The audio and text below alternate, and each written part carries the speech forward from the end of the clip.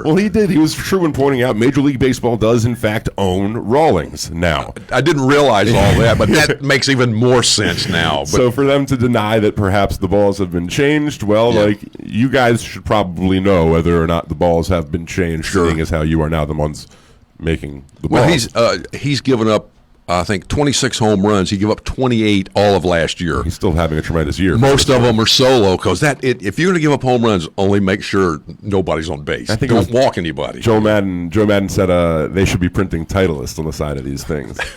Well, they're obviously you watch some of the fly balls that the guys they hit and they just kind of go, oh geez, and throw their bat down, and it's out of the park. It's 15 rows back, so you go in opposite field too. And guys that normally don't hit home runs are hitting them. The pitchers, 23 home runs were hit last year.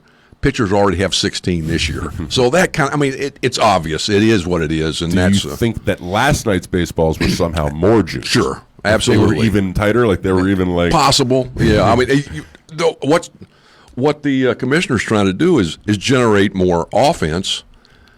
And obviously it is generating offense, but I don't think the game is, the home run is not as special as it used to be. Sure. So it takes away no hit and runs, bunting, the small things you do, moving the runner over. You don't do any of that anymore. It's just swing for the fences, power game, and it is what it is. And I don't know if the fans are interested in it. So much downtime in between balls in play.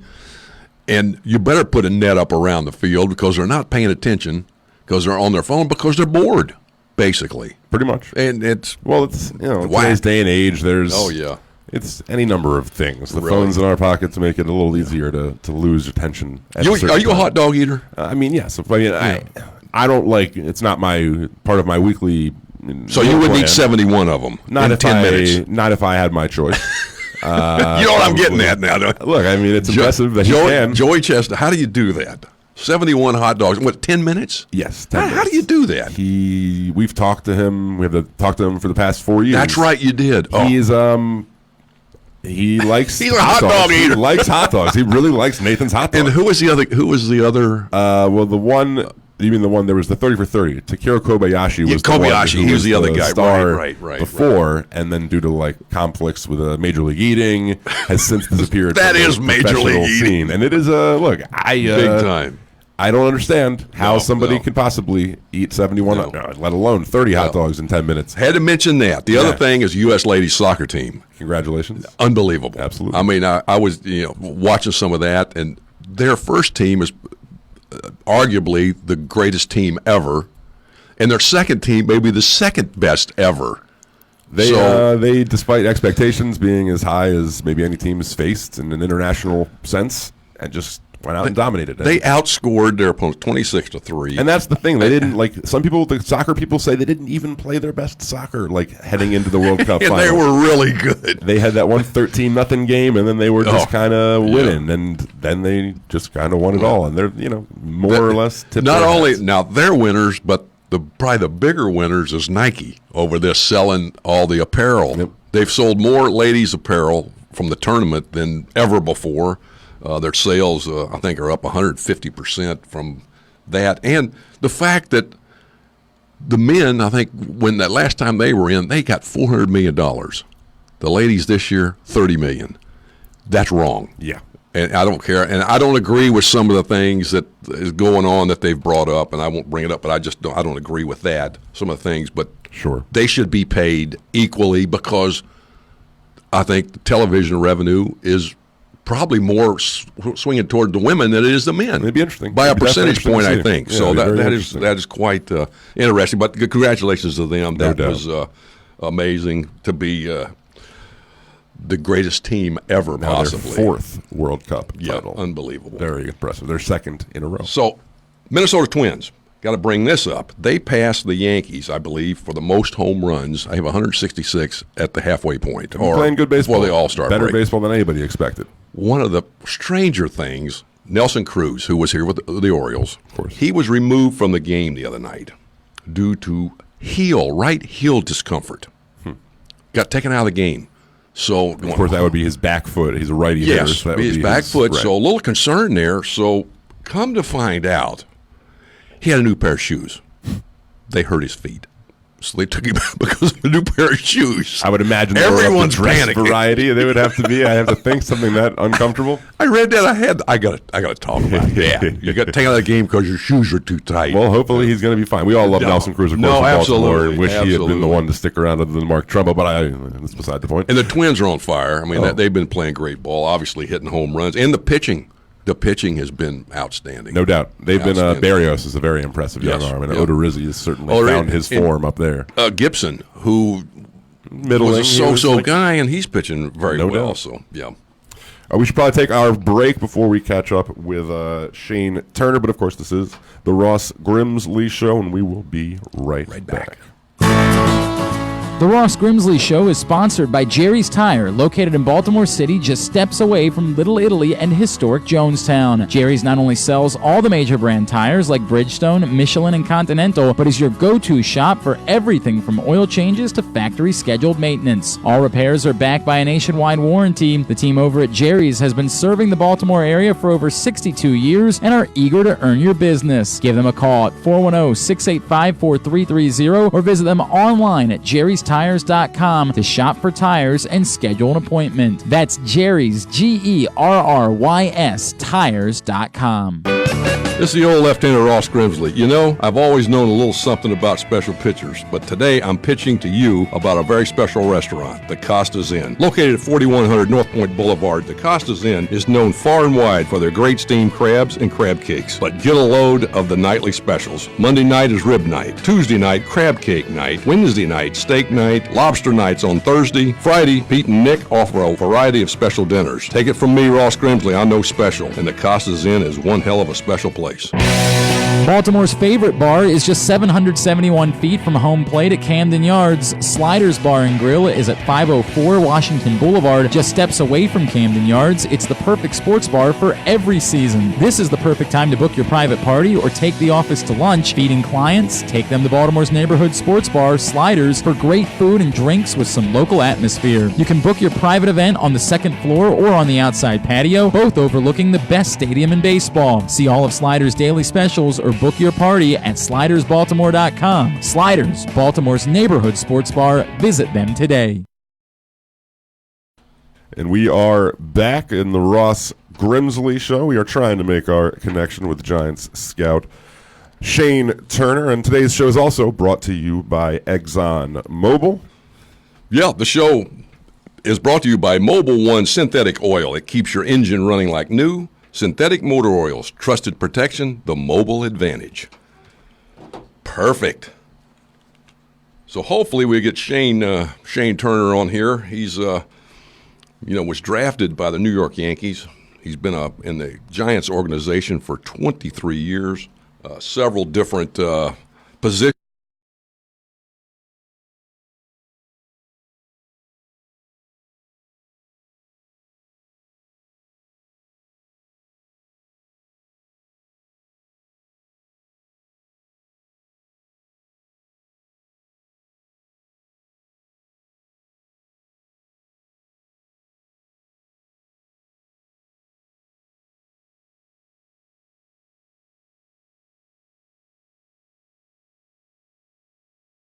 Fewest home runs, the fifth fewest home run or runs in base. This is in the major leagues.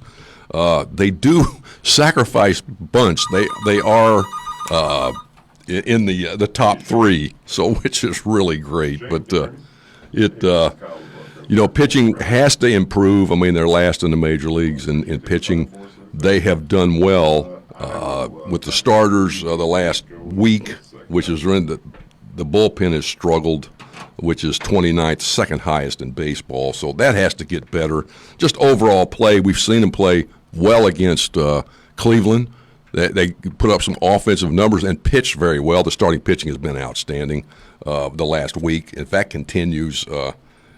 We'll see some good things go on. So they just have to get more consistent and do some of the smaller things that you have to do. So we got Shane Turner. Shaner. What's up, Ross? Did I wake you up? No. Got too much to do. I hear you. You're not getting a break now during the All-Star break, are you? I'm home for a day or two, but no, I'll be moving here real quick. Yeah, yeah.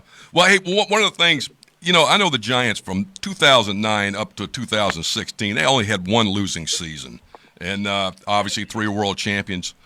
The last couple years, and even it looks like that this year, they're struggling a little bit, and I think they've been playing better of late. During that period of time, 2009, 2016, they averaged in the upper 80s in wins. What was the secret? How did that happen? Well, probably first and foremost, we had a formula to win at home, and basically we felt that it had been proven that 4 runs won games at home. So we decided that how you got those 4 runs didn't matter.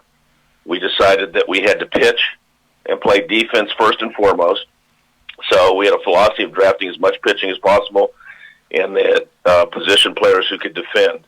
And then as our players rose through the minor leagues, we taught them basically how to run the bases, how to situational hit, how to play solid fundamental baseball so that we wouldn't give away runs or lose runs on the bases. So, our philosophy, believe it or not, Boch's philosophy in the big leagues was get as many runners to third base with less than 2 outs during a course of a 9-inning game, and then you had to be efficient and score them.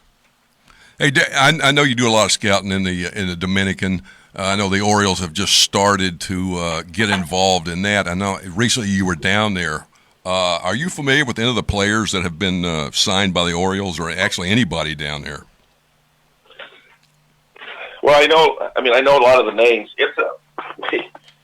We went down there. I mean, basically, there's in their league,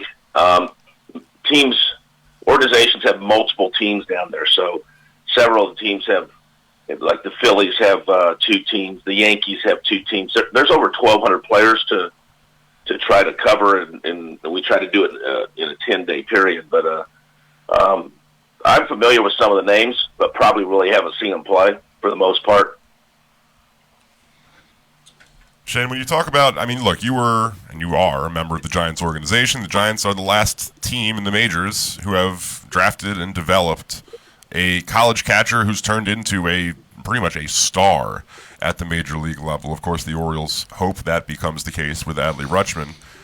When you saw Posey come up through the system for the Giants, what did it do for the pitchers that he worked with to have him to lean back on as they developed as well? Well, I think the first and foremost thing was the emotional maturity of Buster. He was, 21 trapped in a 50-year-old's body, mind. I mean, he just was able to process stuff, handle stuff. Even when things didn't go his way, he had a way of staying calm and figuring out what the right formula was to get things done. And I think that's the biggest thing is pitchers were developing along with him, Bum being one of them. He had a way to keep him calm through the process, keep him calm through adversity, and actually get them to learn from what was happening around them and learn to adjust in situations when things weren't going your way. With all the attributes that Buster has, I think that was the biggest thing. Number one, obviously, had talent, but I think that was the thing that allowed his talent to play at the major league level really fast, and also, help pitchers feel like they weren't alone out there. We're talking with Shane Turner. He's a scout with the Giants. Also has worn several hats. Been a coordinator of everything. And I was telling Kyle, you and mop floors in Norwich, so you've done a little bit of everything there. Shane, the last 2 years, actually the last, counting this year, the Giants have really struggled. It doesn't look like they're rebuilding as of yet. But what is the difference between now, last 3 years, and the previous 10? Well, I mean, one is health. Yeah. I think people need to realize that when you win, a lot of things go your way. But there's also a lot of luck involved, like staying healthy. Our core group played a lot of high intensity, a lot of extra baseball in a 5-year period. And I think that takes its toll a little bit on guys. I think that's a lot of extra baseball when your body's at its weariest.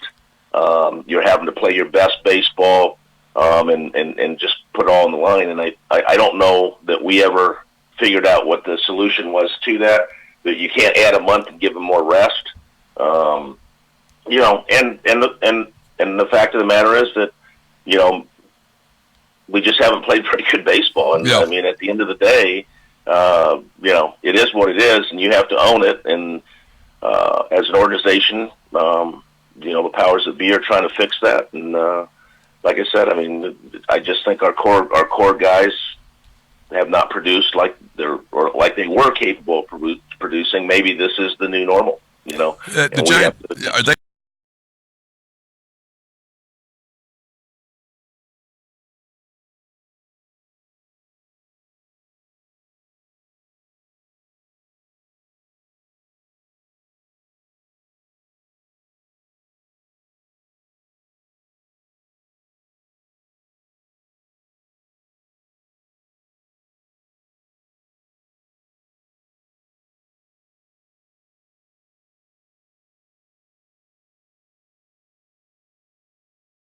That'd be the most concerning part of me. Is fundamentally, I don't think the game's as good as it has been in the past.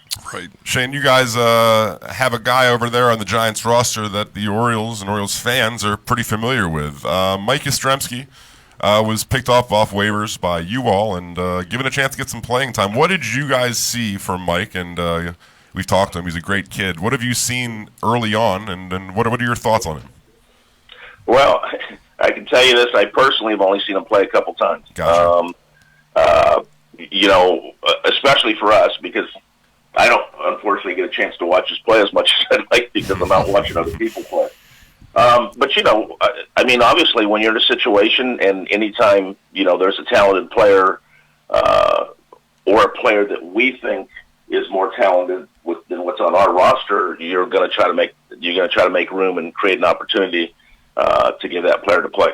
You know, we're in that situation, obviously, where we're looking for talent. We're looking for, you know, we're looking to make our roster better every single day. And you know, between Zach and Farhan, I'm sure they're scouring, you know, the waiver wire list, and then they're reading our reports, and then they're doing all their due diligence to see if a guy fits in our situation right now and can help us win a few more games. We've had a good stretch here where the offense has finally turned it up, and he's been a part of that. That probably kind of started with him and a few other guys that we added, Dickerson, also, that have given us the ability to be a little more dangerous, is the word I like to use, a little more dangerous offensively to put some runs on the board. Shane, watching, you know, like we said, you've seen a lot of games and stuff at the minor league level, and I don't know, you get a chance every now and then to see some big league games and stuff.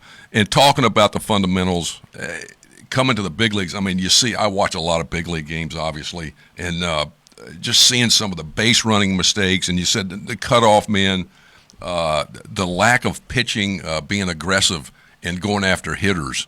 I mean, it with the juice ball in these smaller ballparks, I mean, the balls are flying out like rockets, and as we saw last night in the home run derby. But is that something that is being taught differently at the minor league level now with different organizations? And I know you've seen several different ones, and I know you do the Pirates and the Phillies. But is this something that things are being taught differently? Well, I'll start with the result is the lack of preparation. Right. You know, the hardest place to play the game is at the major league level. And, you know, when you're in the middle of competing and things happen, if you are not prepared correctly, it is hard to expect a player to do the right thing. I think less time is spent on fundamentals. I think there's, for a lot of people, there's a theory that a rested player is a better player, and that there's a fine line. Obviously, sure, an injured player cannot get better, but a player that doesn't work at his craft can't get better either. So, you know, what I'm seeing is fundamentally players are a direct effect of what they're not doing at the minor league level. So they work on things, and I don't mean to say that or point fingers at saying people aren't working. They just work differently at things. Yeah.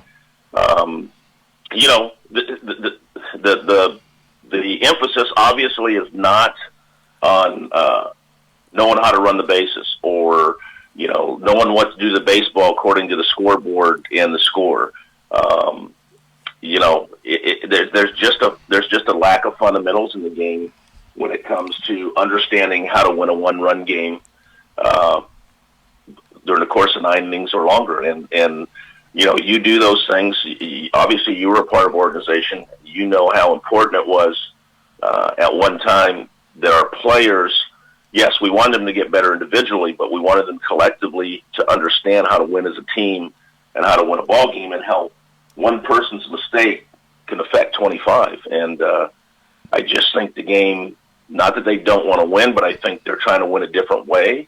And I think it's a more individual development than it is a collective development in trying to win. You know, with the analytics, and we did this, you know, with a pencil, piece of paper, and a ruler or a tongue depressor, different things like that. How is, in your eyes, how do you see this has changed the way the game's being played? And you mentioned it, and you see it all the time.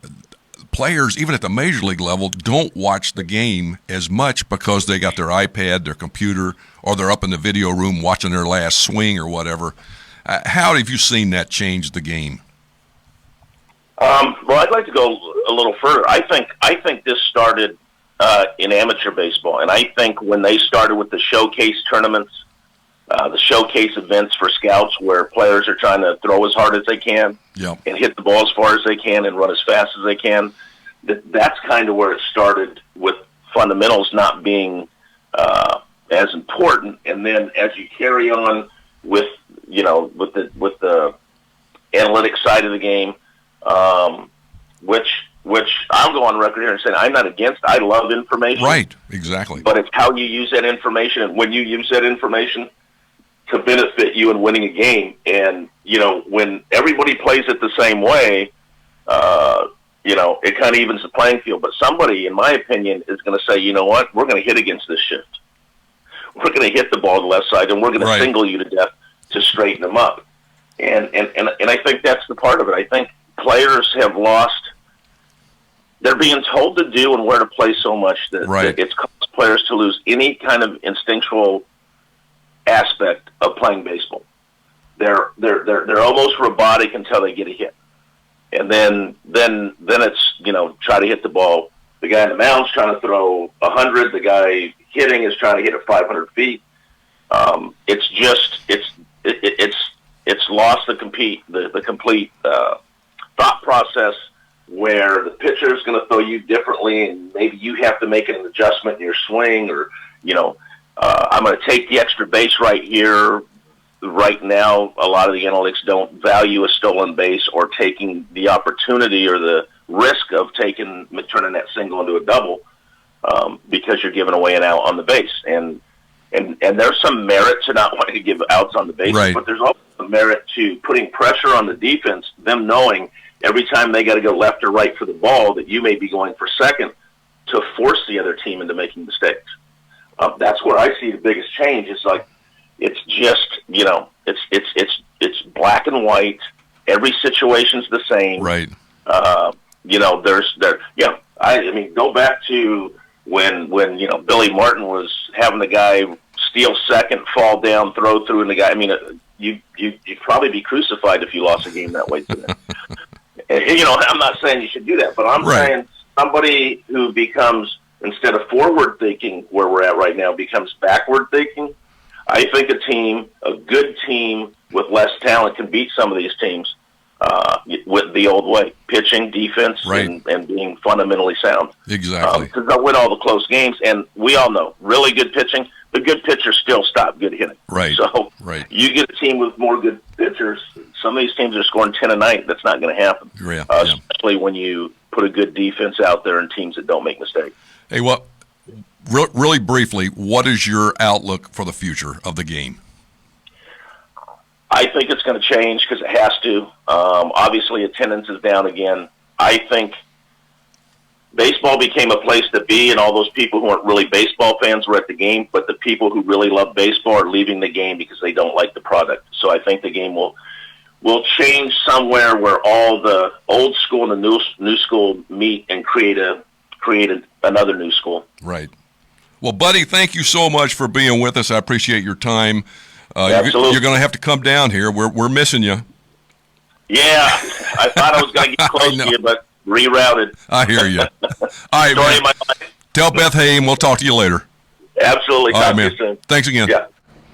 Shane Turner. Hey, Shane, thanks again. That was give us a little bit of insight on what his thoughts and being around baseball, and it's something that the way the game's being played now, a little bit different, No doubt. and you just wish the teams that aren't putting the best product on the field, you wish they would do that a little bit more, and that's kind of what I was getting to with the Giants. They averaged in the mid to upper 80s for so many years. And I don't know if they're going to go to. Well, it's cyclical. I don't think. Look, Exactly. You can't. The Patriots are the only example of a team staying good. Unbelievable. Forever, right? Like, Unbelievable. You don't do that. You got to eventually. Those players get old. Those contracts can't all stay good. So they'll probably be going through something somewhat similar to what the Orioles are going through. I hear you. In some time, Yeah. and it's unfortunate for the fans and for the city. That's what bothers me. But is the goal fans. is to try to get, like, would an 80-win season for the Orioles be enough to engage the fans? I don't know. I don't think it necessarily would. I think 60 would be something that you go, hey, wait a minute. I don't think so. I don't think that's enough to get the fans in the stadium. I think that they really. know that the end goal and the goal for any organization is to try to win it all. And the landscape of the AL East is tough. It's not an easy thing to do, but this appears to be the only way to try to get to the top for the O's. Well, let's talk about crabs. I love crabs. Costa's Inn, 4100 North Point Boulevard. They're known far and wide for their great steamed crabs and crab cakes. Love the crab cakes. Their nightly specials also include crab cake night on Tuesdays, steak night on Wednesdays, lobster night on Thursdays. Check out costasinn.com to find out more.